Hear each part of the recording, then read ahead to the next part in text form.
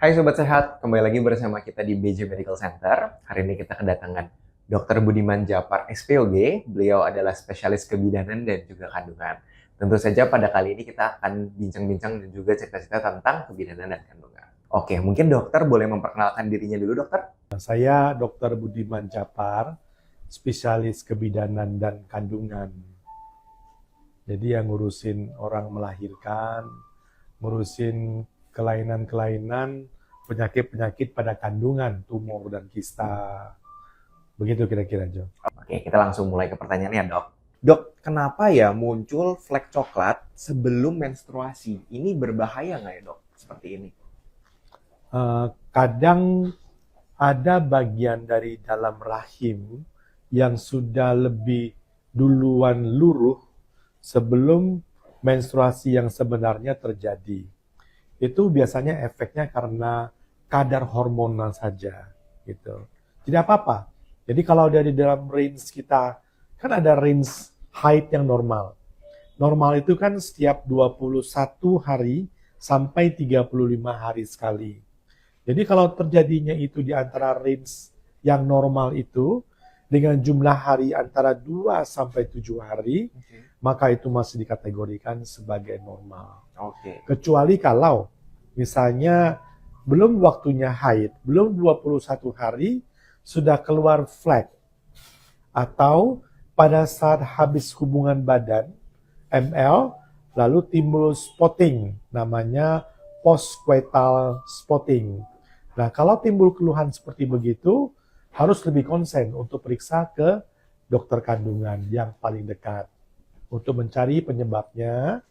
Apakah memang itu hanya hormonal saja atau ada kelainan di dalam vagina, di mulut rahim, atau dari dalam rahimnya sendiri. Begitu, Jo. Oke. Jadi intinya buat teman-teman kalau mengalami hal seperti itu bukan hal yang berbahaya, dok. Itu memang mungkin ada beberapa cases tapi tidak membahayakan gitu ya, dok ya. Oke. Ya. Mungkin buat teman-teman aku mau briefing sedikit nih, aku mau ngasih tahu background sedikit tentang BJ Medical Center. Kita klinik utama yang berlokasi di dekat Central Park Mall. Mungkin jadi teman-teman yang tinggal di daerah Jakarta Barat atau sekitarnya mungkin di Tanjung Duren atau di Taman Anggrek, itu bisa banget datang ke kita sini. Kita lokasi tepatnya ada di apartemen Mediterania Garden Residences 2. Lebih tepatnya dekat banget sama pintu dari Central Park ke menuju ke dalam Medit 2 kayak gitu. Jadi buat teman-teman yang mau konsultasi, kita bukan hanya tentang kewanitaan aja, mungkin teman-teman yang mungkin ada mau ke dokter anak, mau ke dokter gigi, mau ke dokter umum, kita lengkap gitu. Jadi teman-teman buat yang ditinggal daerah sini, boleh banget langsung datang. Kita juga ada apotek langsung, jadi kalau misalnya teman-teman ada yang sakit, bisa langsung beli obatnya juga di BJ Medical Center. Apa itu kista ovarium fungsional, dok? Oh iya. Jadi kista ovarium fungsional itu artinya kista yang timbul masih sesuai dengan fungsinya. Oke. Tapi bukan suatu hal yang patologis. Bukan suatu hal yang abnormal. Oke. Karena setiap wanita itu setelah dia menstruasi, maka ovariumnya akan mulai membentuk telur yang baru dari kecil, kemudian membesar sampai sekitar 2 sampai 3 cm, lalu kemudian dia akan menetas. Nah, kadang-kadang pembesaran telur, pematangan telur itu yang sampai ukuran 2-3 cm itu tidak menetas. Oke. Nah, sehingga dia tertahan. Dia mengalami persisten, tidak menetas. Harusnya kan dia menetas, pecah balonnya itu. Ya. Lalu menjadi kempes gitu. Tetapi ada pada wanita tertentu telurnya yang sudah matang tidak menetas. Itu dikatakan sebagai kista fungsional persisten. Tertahan di sana. Kadang-kadang makin membesar terus. Sampai 2-3 cm begitu. Ya. Nah, jadi karena fungsinya yang menyebabkan dia tidak menetas. Harusnya menetas. Oke. Nah, itu namanya kista ovarium fungsional. Tapi ini apakah berbahaya, dok? Haruskah ada penanganan khusus atau mungkin itu by time bisa pulih sendiri. Betul. Gitu. By time dia akan bisa menetas sendiri, begitu. Oke. Jadi intinya ini mungkin bukan yang very serious lah ya, nggak harus sampai penanganan seperti apa. Oke. Kenapa wanita bisa mengalami kanker payudara? Apa penyebabnya? Karena masih ada ASI yang tidak keluar sampai habis. Oke. Wanita itu lebih sering mengalami kanker karena dia memiliki hormon estrogen yang merangsang organ-organ tubuhnya. Kita melihat bahwa wanita itu lebih bahenol, ya. Oke. Panggulnya lebih bahenol gitu. Kemudian payudaranya lebih besar. Kemudian karena rangsangan hormonal bisa membuat rahimnya lebih besar pada Oke. saat hamil. Ya. Kemudian kalau ada rangsangan hormon pada bagian tertentu, tadi katakan payudara misalnya, di bagian payudara kalau ada sel-sel yang terangsang oleh hormon estrogen secara terus-menerus dan dia sensitif, maka dia akan berkembang menjadi benjolan yang lebih besar. Hal ini persis terjadi seperti di rahim. Sel di rahim itu jika ada sel-sel yang sensitif yang dirangsang terus oleh hormon estrogen, maka dia akan berkembang menjadi tumor di rahim. Namanya mioma uteri, miom rahim. Demikian juga di payudara.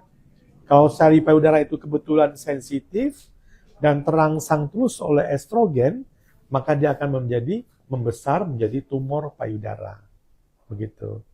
Kalau wanita sudah menopause, maka estrogennya akan turun di bawah 30, ya. Maka semua akan kendor. Yang tadi bahenol tadi akan menjadi tidak bahenol lagi. Panggul mulai menjadi kempes, payudara mulai kempes, semua kempes. Ya. Termasuk tumor-tumornya. Oke. Jadi tumor miom, tumor-tumor di payudara yang tidak ganas ya. Iya. Itu kalau estrogen kita hilang pada saat menopause, maka dia akan mengecil sendiri. Begitu. Oke. Jadi ini memang karena hormonal ya, Dok? Hormonal. Ya. Oke. Kenapa ya, Dok? Kalau misalnya lagi haid, nyeri atau sakitnya ini suka luar biasa kayak gitu, Dok. Apa sih penyebab utamanya kayak gitu, Dok? Oke. Nyeri pada haid itu masih akan dikategorikan sebagai nyeri yang normal kalau tidak mengganggu wanita tersebut untuk beraktivitas. Atau wanita tersebut tidak memerlukan bantuan obat anti nyeri. Oke. Itu masih katakan normal. Nyeri itu timbul karena pada saat menstruasi, rahim itu kan berkontraksi untuk mengeluarkan darahnya, memeres gitu. Iya. Coba tangan kita ini kita genggam. Semakin kuat kita genggam, maka akan terasa semakin sakit. Karena dia mengalami tekanan, mengalami kekurangan oksigen. Iya. Karena iskemik namanya. Jadi kalau semakin ditekan, maka dia akan semakin sakit. Iya. Nah itu menimbulkan nyeri Iya. pada saat rahim mengeluarkan darahnya. Ada juga pada orang yang haid, sebagian darah tidak keluar semuanya. Tapi dia masuk ke dalam daging di rahim, atau dia ada tumbuh di telurnya, dan itu membuat telurnya menjadi makin besar, terisi darah haid. Oke. Atau otot rahimnya berisi darah haid, membuat dia makin besar, jadi tumor. Namanya adenomiosis. Dan itu menimbulkan nyeri pada saat haid. Untuk mengatasinya itu, Jo, ya itu kita bisa mengurangi kontraksi pada rahim. Iya. Kalau misalnya tidak terlalu berat dan tidak ada tumor apa-apa, kita bisa memberikan obat anti sakit, ya, seperti paracetamol, ya. Tetapi kalau dia ada tumor, ada bagian darah haid yang masuk ke dalam otot rahim, atau ada darah haid yang bertambah di dalam ovariumnya, maka kita harus menekan estrogennya. Jadi estrogen wanita tersebut ditekan supaya tidak berlebihan, sehingga membuat haidnya menjadi lebih sedikit, sehingga darah haidnya yang masuk ke dalam ototnya juga lebih sedikit, dan supaya darah yang terbentuk di kista ovariumnya juga lebih sedikit. Dengan demikian bisa mengurangi keluhannya. Turunkan estrogennya dengan cara ditanam di rahim. Oke. Sekali dipasang, itu bisa untuk 5 tahun. Oke. Begitu. Apakah setiap benjolan di payudara pasti itu tumor ya Pak Dokter? Semua benjolan itu disebut sebagai tumor.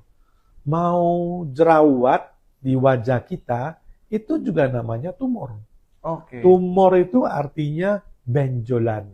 Oh, I Ya. see. Nah, kalau benjolan di payudara, tumor payudara, baru dibagi jenis-jenisnya. Iya. Ada yang jinak, misalnya fibro, adenoma mammae, dari lemak saja. Ada yang kanker karena tumornya itu ganas. Iya. Gitu. Kalau di rahim, benjolan di rahim, Iya. itu bisa namanya adalah mioma Mm-mm. yang jinak, Iya. ya. Bisa juga benjolan miom yang ganas, Iya. tumor yang ganas, namanya miosarkoma. Begitu. Jadi semua benjolan namanya itu disebut sebagai tumor. Oke. Jadi tumor itu sendiri sebenarnya artinya benjolan ya Dok? ya? Betul. Ada benjolan yang normal, ada benjolan yang tidak normal. Iya. Ya. Payudara adalah benjolan yang normal. Iya. Tapi kita tidak biasa mengatakan itu tumor, ya. Iya. Karena asosiasi kita kalau kita sebut tumor itu abnormal. Oke. Ya, tapi sebenarnya tumor itu artinya benjolan. Oke. Begitu. Oke. Dok, adik saya masih remaja, sudah 2 bulan terakhir haid jaraknya dekat. Apakah bahaya dan apa penyebabnya? Oke. Kalau untuk anak-anak yang baru mengalami haid, Ya. menars, artinya menars itu dia baru mulai haid, ya.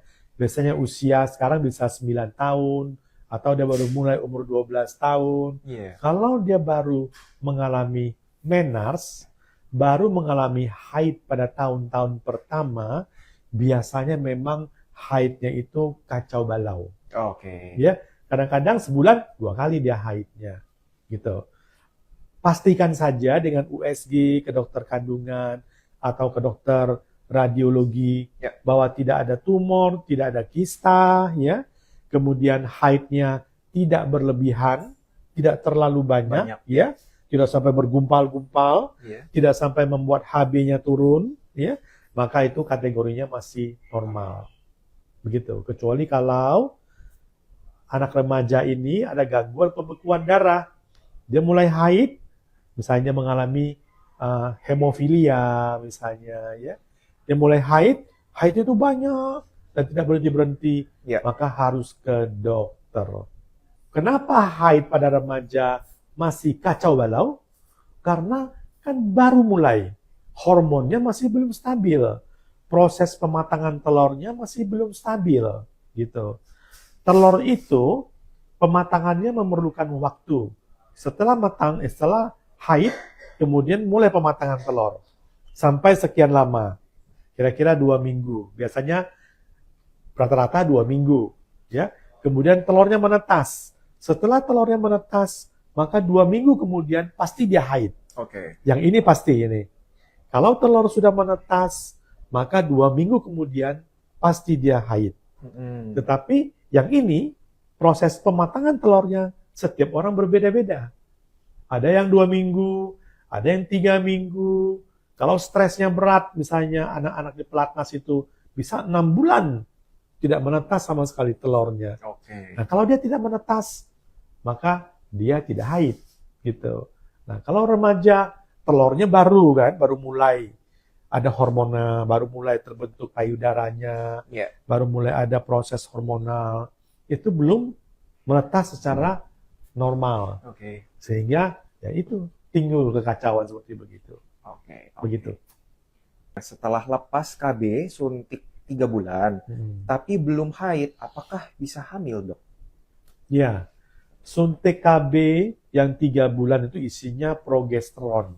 Ya, kalau kita sudah suntik sekian lama, misalnya kita bilang 6 bulan lah kira-kira ya, 2 kali suntik gitu.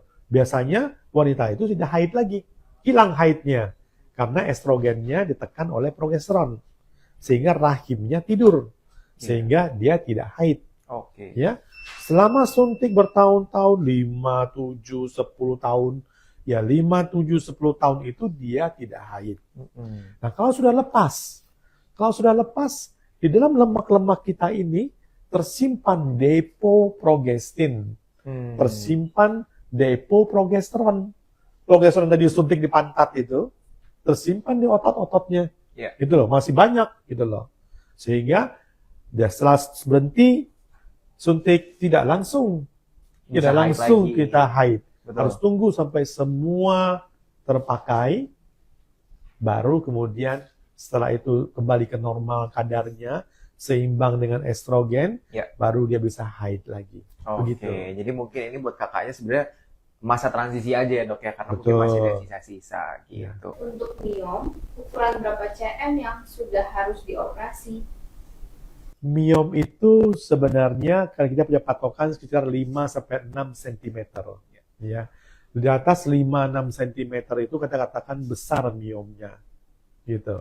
Tapi kalau dia masih di bawah 5-6 cm, itu masihlah boleh kita konservatif. Ya. Gitu. Kalau pasang anti tumor itu dengan anti estrogen, apakah nanti jadi seperti alat KB dok? Ya, memang yang saya katakan ditanam di rahim anti estrogen itu fungsi pertamanya adalah alat KB. Oke. Ya. Dia berupa selongsongan silikon yang diimpor dari Finlandia, I see. gitu. Isinya adalah progesteron, Oke. gitu. Dan satu selongsongan itu dipasang di rahim, itu dipakai untuk KB sebenarnya. Ya. Gitu. Tetapi karena dia melepaskan, dia slow release-nya adalah progesteron, Ya. maka dapat kita pakai untuk mengurangi gejala-gejala karena hiperestrogen. I see. Tumor misalnya, haid yang sakit misalnya, Betul. atau haid yang terlalu banyak misalnya, ya, itu bisa kita pakai. Pada pasien-pasien hematologi, pasien-pasien yang HB-nya rendah, ya, wanita-wanita yang HB-nya rendah karena mensnya banyak, karena dia mengalami kelainan darah leukemia minor atau mayor, itu bisa dipasang alat itu. Itu bisa untuk menghemat darah haid sehingga HB pasien tersebut bisa naik. Begitu. Karena dipasang alat itu, maka haidnya akan makin sedikit. 20% tidak haid sama sekali. Karena rahimnya tidur. Begitu. Oke. Dulu saya punya kista, tapi kata dokter udah mengecil. Menstruasi kok tetap masih 15 hari. 2 hari bersih, setelah itu keluar darah coklat agak banyak, dok. Iya. Kalau haidnya 15 hari, itu kategorinya tidak normal, ya. Normalnya adalah 2-7 hari haid kita. Begitu? Nah, cari. Kenapa tidak normal? Harus di USG, ya, dilihat apakah ada kelainan di rahimnya, atau ada kelainan di endometriumnya, ada polip misalnya, atau harus di pap smear, apakah ada prakanker di mulut rahimnya misalnya, atau harus diteropong kolposkopi, ya, apakah ada infeksi di dalam vaginanya yang membuat dia berdarah, atau ada polip-polip yang lain di dalam vaginanya. Jadi intinya adalah harus periksa ke dokter kandungan. Dicari penyebabnya. Begitu. Oke. Dok, saya ada kista 3 cm indung telur. Miom di rahim. Bahaya nggak, dok? Saya 52 tahun.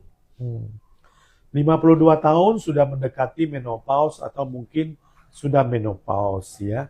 Kalau kista 3 cm, miom kecil di bawah 5 cm, kemudian kita sudah mendekati masa menopause dan tidak ada keluhan apa-apa, dan itu pada saat di USG bukan kista atau miom yang ganas, Ya. maka tenang-tenang saja. Nanti juga dia akan hilang sendiri setelah kita menopause. I see. Karena oestrogen tadi ya, dok ya? Betul. Oke. Jadi pastikan ke dokter kandungannya. Oke. Begitu. Jadi buat teman-teman yang mungkin tinggal di daerah Jakarta Barat, boleh juga langsung datang ke sini, ke BJ Medical Center, atau bisa cek juga di bio dari Instagram ataupun TikTok kita. Di situ bisa kontak langsung dengan admin kita. Nanti bisa schedule untuk jadwal pertemuannya dengan dokter seperti itu. Atau kalau misalnya memang yang tidak tinggal daerah sini, boleh cari dokter kandungan terdekat kayak gitu ya dok ya. Iya. Gitu. Oke. Kalau yang jauh, Jo, itu Ya. bisa teleconference. Betul. Oke. Jadi Heeh. buat yang jauh pun sekarang kita sudah bisa teleconference. Jadi mungkin tidak langsung ketemu dengan dokternya, tapi kita secara virtual sudah bisa ketemu ya kayak gitu. Jadi Ya. teman-teman nggak usah khawatir. Kita sekarang udah digitalisasi lah ya dok ya. Iya. Jadi semua udah bisa virtual gitu. Bisa konsultasi jarak jauh, begitu dengan dokternya. Nah, nanti baru ditentukan apa yang harus dilakukan selanjutnya. I see. Begitu. Oke, soalnya saya ada riwayat breast cancer juga dok, kayak gitu. Lanjutan yang tadi ada miom dan kista 2-3 cm. Yang 52 tahun tadi. Betul Kak Melanie. Kalau breast cancer, ya itu sudah diterapi sekarang, sudah diberikan obat kemoterapi begitu, dan sekarang sudah tenang, maka miom dan kista tidak ada pengaruhnya, ya. Hanya obat-obat breast cancer memang itu bisa merangsang kanker endometrium pada wanita, ya. Sehingga kalau memang masih memakan atau memakai obat-obat kemoterapi untuk breast cancer-nya, maka perlu di USG secara rutin, terutama tentang ketebalan endometrium dari rahimnya. Karena obatnya breast cancer, itu bisa merangsang endometrium menjadi menebal. Nanti kalau dibiarkan tidak terkontrol, bisa menjadi kanker rahim. Kalau masih makan, maka perlu konsul ke dokter kandungan. Begitu. Dok, kalau umur sudah 48 tahun, punya keluhan miom dan kista berukuran 7, apakah bisa hilang dengan sendirinya? Kalau kita sudah mendekati menopause, apakah harus diangkat atau bagaimana baiknya ya dok? Kalau masih belum menopause, baru mendekati menopause, artinya estrogennya masih ada, ya, maka ada kemungkinan bahwa miomnya bisa membesar. I see. Apalagi jika miom itu adalah tipe yang estrogen dependent, I see. ya. Sehingga kalau kita masih belum menopause, ada miom atau ada kista, maka harus berobat ke dokter kandungan untuk mengontrol supaya jangan sampai miom atau kista itu menjadi makin membesar. Sehingga pada suatu titik terpaksa kita harus operasi. Nah, untuk mencegah itu, kontrollah ke dokter kandungan untuk mengontrol, mengendalikan miomnya. Begitu, ya. Oke, dok, apakah ada KB untuk laki-laki, dok? Ada. Oh, ada ya? KB untuk laki-laki itu bisa kondom. Oke. Gitu? Dan memang sebaiknya laki-laki yang dikasih KB. I see. Karena kalau laki-laki dikasih KB, maka amannya sekampung. Oke. Gitu? Kalau wanita yang dikasih KB kan amannya cuma satu wanita. Betul. Tapi kalau satu laki-laki yang di KB, itu amannya sekampung, kayak kucing gitu. Kayak kucing. Oke. Nah, untuk KB laki-laki ada yang namanya vasektomi. I see. Ya. Pada pasangan yang memang sudah berencana untuk tidak punya anak lagi, maka suaminya bisa divasektomi. Vasektomi itu lebih ringan daripada tubektomi pada wanita. Oke. Kalau wanita, tubektomi, steril, itu harus masuk ke dalam perut. Ya. I see. Kalau laki-laki, vasektomi itu cuma di kulitnya saja, di kulit daripada buah zakarnya saja dari luar. Iya. Lebih ringan daripada sunat bahkan. Oh, I see. Gitu? Jadi memang laki-laki juga harus mengambil bagian untuk divasektomi supaya perempuannya terlindungi. Begitu. I see. Oke. Dok, untuk ibu yang pernah lahiran sesar, apakah lahiran selanjutnya boleh lahiran normal? Masih memungkinkan, ya. Namanya VCAB, ya. Vaginal Delivery After Cesarean Section. Jadi setelah sesar masih ada kemungkinan bisa lahir normal.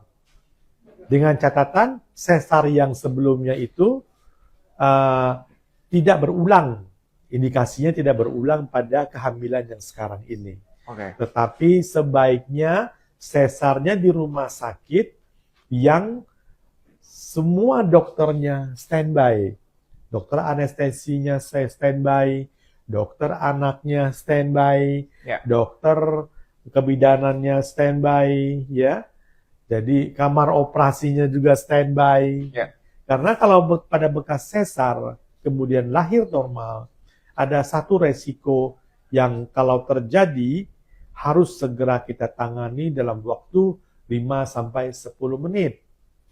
Yaitu rupturnya bekas sesar. Nah, kalau bekas operasi sesarnya itu robek, kemudian kita tahu, ya, harus langsung dioperasi dalam waktu 5 sampai 10 menit. Sehingga harus sudah standby semua, siap-siap. Ya. Gitu loh. Karena kalau lebih daripada 10 menit, kemungkinan kita akan kehilangan bayinya. Karena perdarahannya banyak. I see. Begitu. Ya. Oke, thank you dokter. Tadi itu adalah pertanyaan terakhir pada sesi kali ini. Untuk Dokter Budiman, thank you atas waktunya, thank you juga atas sharingnya. Semoga bermanfaat buat teman-teman semua. Kita ketemu lagi di session berikutnya. Bye-bye.